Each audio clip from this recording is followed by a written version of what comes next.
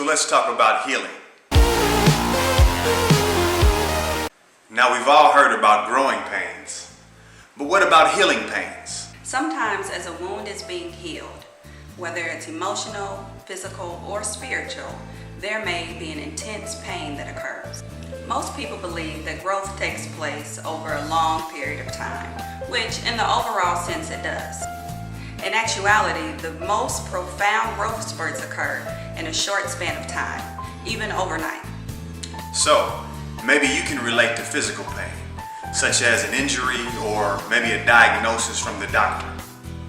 Or perhaps you can relate to an emotional pain, such as you're leaving an abusive relationship, or maybe you start to uncover scars that just seem too painful to deal with. Or perhaps you're struggling with spiritual pain. Maybe you're not clear on a lot of things. Maybe you feel like your relationship with God just isn't what you would like. Now here's where it gets good. The idea is you want to start to direct your attention with the pain in a kind of a different way. It's like this. This is a target. This is the bullseye. This is whatever you're thinking about or believing or experiencing.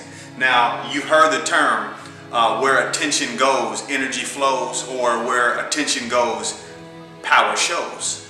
You have the ability to direct your attention, then label it whatever you would like, good or bad, and you actually empower it to become what it is you believe that it is already. Now, we want to be very clear. We're not trying to make light of any pain that you're feeling or trying to get you to not acknowledge that it's even there or that it feels very real to you.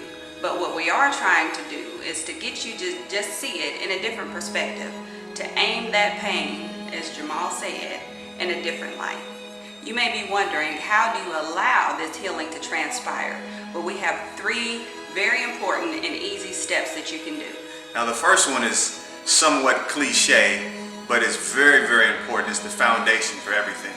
And that is, you have to actually believe that this is possible. You have to believe that you can think a thought, you can think a thing, you can position your thought on something and it can actually change. Everything that's ever been successful has this formula, period. Step 2 is to surrender to this process of healing. And don't view this as your enemy. Don't see change and growth and the pain that's involved in the growth as an enemy, as something out to get you.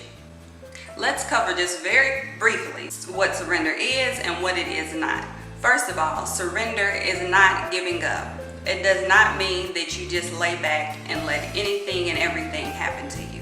What it does mean is that you allow the process that God is trying to pull you through and to flow easily in your life. And next, and this is the last one that we'll share today, is you have to stay in a place of non-resistance. Resistance, any type of resistance builds walls. It builds restrictions, it builds chains, it holds you down, it holds you back, and it stops all of the free-flowing power and energy that is God, that is everywhere. It stops it from immediately or intentionally hitting you directly where it has to get you in order for these processes that we're talking about to actually work. So you have to learn how to stop resistance, period. How you feel for a loved one or a friend. Maybe you got a lot of resistance at work. Whatever it is that makes you coil up inside and it makes you kind of angry or upset or just resistant, you want to eliminate these things. Now, just as a reminder, we are all works in progress here, and that as you apply these tools that we have given you, you will see the changes in your life and allow the healing to take place. And remember, it doesn't take a lifetime either. It's up to you. Well, hey, that concludes today's advice. And remember, we're always here at Door 19 to help you be tuned in to your very best life.